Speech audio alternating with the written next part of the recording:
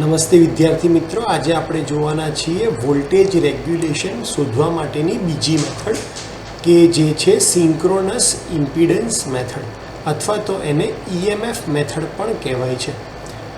તો synchronous impedance મેથડની મદદથી આપણે નો લોડ EMF શોધશું અને રેટેડ વોલ્ટેજ સાથે એની કમ્પેરિઝન કરીને વોલ્ટેજ રેગ્યુલેશન આપણે શોધીએ છીએ. આ મેથડથી વોલ્ટેજ રેગ્યુલેશન શોધવા માટે તમારે ટોટલ 3 ટેસ્ટ પરફોર્મ કરવા પડશે. સૌથી પહેલું આર્મેચર રેઝિસ્ટન્સ પર ફેઝ શોધવા માટે, એટલે કે RAની વેલ્યુ તમને ખબર હોવી જોઈએ અને એટલા માટે તમે વોલ્ટ એમ્પિયર મેથડનો યુઝ કરી અને તમે આર્મેચર રેઝિસ્ટન્સ પર ફેઝ શોધી શકો છો. રેગ્યુલેશન શોધવા માટે આપણને આર્મેચર રેઝિસ્ટન્સ અને સિંક્રોનસ ઇમ્પિડન્સ આ બેની વેલ્યુ ખબર હોવી જરૂરી છે. તો પહેલી આર્મેચર રેઝિસ્ટન્સની વેલ્યુ આપણે વોલ્ટ એમીટર મેથડની મદદથી, એટલે કે અહીંયા વાઇન્ડિંગ જે તમારી સ્ટેટર વાઇન્ડિંગ છે ત્યાં થોડોક વોલ્ટેજ એપ્લાય કરી અને અહીંયા એ મીટર ગોઠવી અને તમે વોલ્ટ એમ્પિયર મેથડની મદદથી આર્મેચરનો રેઝિસ્ટન્સ શોધી શકો છો. બીજું છે કે તમારે ઓપન સર્કિટ કેરેક્ટરિસ્ટિક્સ ડિરાઈવ કરવાની છે. ઓપન સર્કિટ કેરેક્ટરિસ્ટિક્સ એટલે ગ્રાફ કોની વચ્ચેનું, તો કે ઓપન સર્કિટ વોલ્ટેજ અને ફિલ્ડ કરંટ વચ્ચેનો. હવે તમને ખ્યાલ છે કે અલ્ટરનેટરની અંદર આપણે જ્યારે DC સપ્લાય એટલે રોટરમાં DC સપ્લાય ફ્લો કરાવીએ ત્યારે AC વોલ્ટેજ પ્રોડ્યુસ થાય છે સ્ટેટરમાં. એટલે જેમ જેમ તમે આ ફિલ્ડ કરંટ વધારતા જશો એમ તમને અહીંયા વોલ્ટેજ સ્ટેટરમાં મળતો જશે અને આ બંનેનો જે વચ્ચેનો જે ગ્રાફ છે એને આપણે ઓપન સર્કિટ કેરેક્ટરિસ્ટિક્સ કહીએ છીએ અને એના માટે આપણે ઓપન સર્કિટ ટેસ્ટ પરફોર્મ કરવો પડે છે. ત્રીજી વસ્તુ જે આપણને જરૂર પડશે એ આપણને શોર્ટ સર્કિટ કેરેક્ટરિસ્ટિક્સની જરૂર પડશે.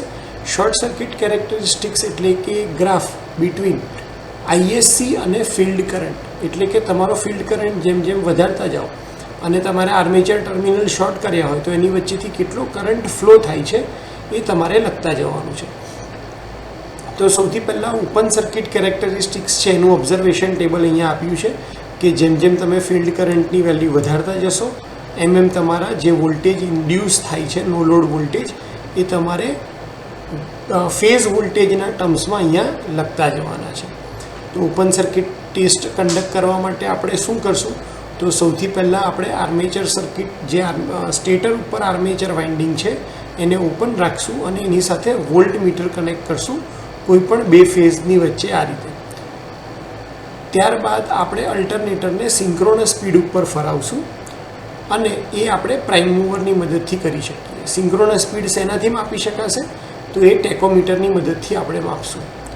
ત્યાર પછી આપણે રિયોસ્ટેટને એની મેક્સિમમ વેલ્યુ ઉપર રાખી અને સિરીઝ અને DC સપ્લાયને સ્વિચ ઓન કરશું જેથી કરીને ફિલ્ડ કરંટની વેલ્યુ આપણે આ રિયોસ્ટેટની મદદથી વેરી કરી શકીએ.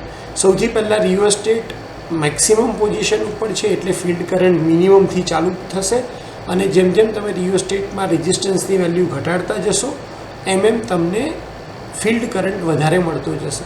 જેમ જેમ આ DCનો ફિલ્ડ કરંટ રોટરમાં વધતો જશે એમ ફ્લક્સની વેલ્યુમાં વધારો થતો જશે અને એટલા માટે EMF જે પ્રોડ્યુસ થાય છે સ્ટેટર વાઇન્ડિંગમાં એ વધતો જશે અને આપણે આ વોલ્ટ મીટરની મદદથી માપી શકીએ છીએ.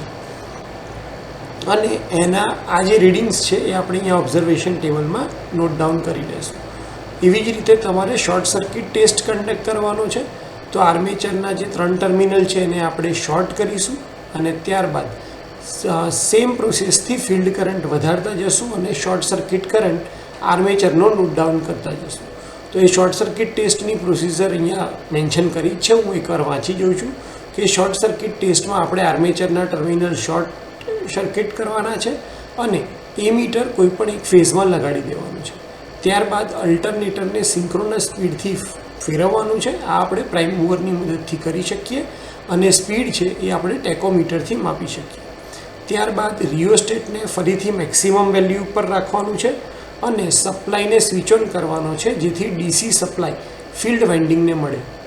આ ફિલ્ડ કરંટને આપણે ધીરે ધીરે વધારતા જશું.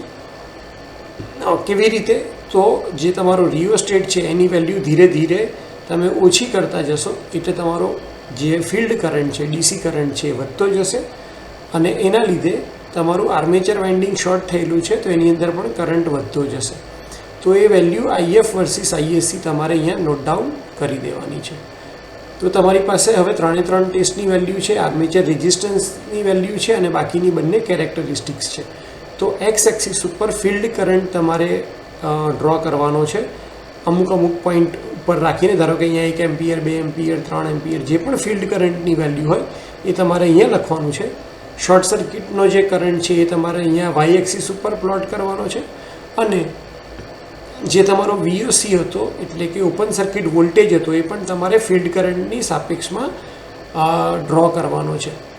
જનરલી આ જે ફિલ્ડ કરંટ છે એ તમને રેટેડ વોલ્ટેજ આપતો હોય એ કોમન પોઈન્ટ આપણે લેશું કે જે કોમન પોઈન્ટથી હું સીધી લાઈન ડ્રો કરું તો એ શોર્ટ સર્કિટ કેરેક્ટરિસ્ટિક્સને પણ કટ કરે અને ઓપન સર્કિટ કેરેક્ટરિસ્ટિક્સને પણ કટ કરે. એટલે આપણે કહી શકીએ કે એક પર્ટિક્યુલર રેફરન્સ ફિલ્ડ કરંટ ઉપર મારે બે વેલ્યુ જોઈએ છે, કઈ શોર્ટ સર્કિટ કરંટની અને એ જ ફિલ્ડ કરંટ ઉપર મારે ઓપન સર્કિટ વોલ્ટેજની વેલ્યુ જોઈએ છે. તો આ બેને વેલ્યુ મને અહીંયાથી મળી જાય ત્યારબાદ હું શું કરીશ, સિંક્રોનસ ઇમ્પિડન્સની ફોર્મ્યુલા લખીશ કે સિંક્રોનસ ઇમ્પિડન્સ ZS એટલે શું થાય તો open circuit voltage per phase divided by short circuit current per phase. એટલે ZSની વેલ્યુ કેટલી થશે તો કે AC, આ AC એટલે તમારો વોલ્ટેજ ડિવાઇડેડ બાય AB એટલે તમારા કરંટની વેલ્યુ. તો સિંક્રોનસ આના ઉપરથી આપણને સિંક્રોનસ ઇમ્પિડન્સની વેલ્યુ મળી ગઈ.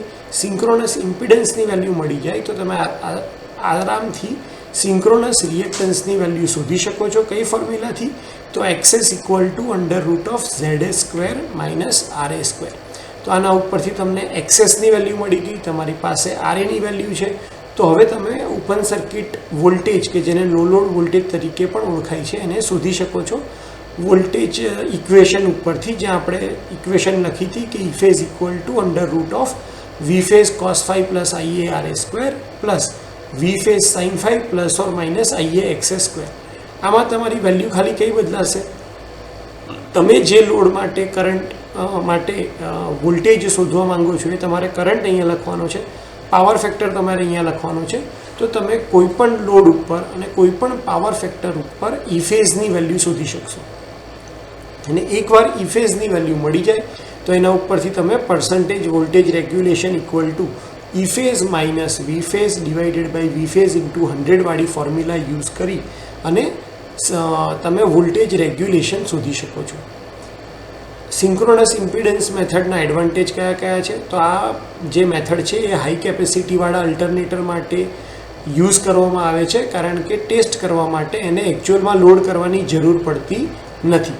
તમે OC અને SC ટેસ્ટથી વોલ્ટેજ રેગ્યુલેશન શોધી શકો છો. બીજો ફાયદો એ છે કે તમે કોઈપણ લોડ કન્ડિશન અને કોઈપણ લોડ પાવર ફેક્ટર માટે સિંક્રોનસ ઇમ્પિડન્સની વેલ્યુ શોધી શકો છો અને એના ઉપરથી તમે વોલ્ટેજ રેગ્યુલેશનની વેલ્યુ શોધી શકો છો.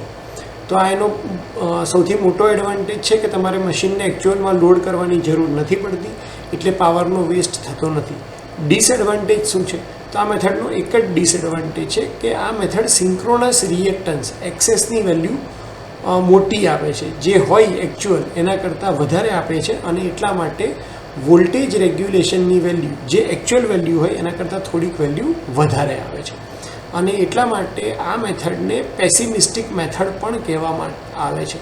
પેસિમિસ્ટિક એટલે કે વધારે જે હોય એના કરતાં વધારે વોલ્ટેજ રેગ્યુલેશન દેખાડે છે. ધારો કે એકચ્યુઅલ રેગ્યુલેશન 3% હોય પણ તમે આ મેથડથી કરો તો તમને 4.5%, 5% વોલ્ટેજ રેગ્યુલેશન બતાવી શકે. આ એનો એક ડિસએડવાન્ટેજ છે. તો એક્ઝામમાં જ્યારે પણ તમને સિંક્રોનસ ઇમ્પિડન્સ મેથડ પૂછાય વોલ્ટેજ રેગ્યુલેશન શોધવાની તો પહેલાં તમારે આ 3 વસ્તુની રિક્વાયરમેન્ટ છે એ બતાવવાનું છે. 2 ફિગર અને એના 2 ઓબ્ઝર્વેશન ટેબલ ડ્રો કરવાના છે. ત્યારબાદ સિંક્રોનસ રિએક્ટન્સ ફાઇન્ડ કરવા માટેની આ કેરેક્ટરિસ્ટિક્સ દેખાડવાની છે કે ફિલ્ડ કરંટની સાથે સાથે એક જ ગ્રાફમાં શોર્ટ સર્કિટ નો ગ્રાફ અને ઓપન સર્કિટ વોલ્ટેજનો ગ્રાફ, અને ત્યારબાદ આ ફોર્મ્યુલાની મદદથી સિંક્રોનસ રિએક્ટન્સ શોધી વોલ્ટેજ ઇક્વેશનની અંદર મૂકતા તમને નો લોડ વોલ્ટેજ વેલ્યુ મળી જતી હોવાથી તમે વોલ્ટેજ રેગ્યુલેશન આ મેથડની મદદથી શોધી શકો છો. તો હોપ કે તમને સિન્ક્રોનસ ઇમ્પિડન્સ મેથડ જે વોલ્ટેજ રેગ્યુલેશન શોધવા માટે વપરાય છે એનો ખ્યાલ આવી ગયો હશે અને એક્ઝામમાં તમને પૂછાશે તો તમે સારી રીતે આને યાદ કરીને લખી શકશો. આટલો ટાઈમ આપવા માટે અને મને શાંતિથી સાંભળવા માટે થેન્ક યુ સો મચ.